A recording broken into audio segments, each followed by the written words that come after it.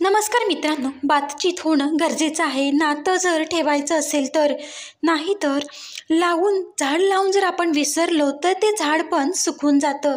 मग कितीही ऑप्शन असो माझ्या लाईफमध्ये, माझी चॉईस तूच राहशील. तुझी सावली पण माझ्याशी एकरूप आहे.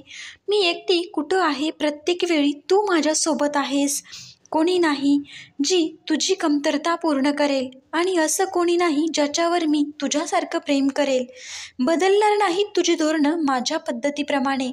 तुझ्यावर प्रेम करण्याची इच्छा आयुष्यभर अशीच राहील.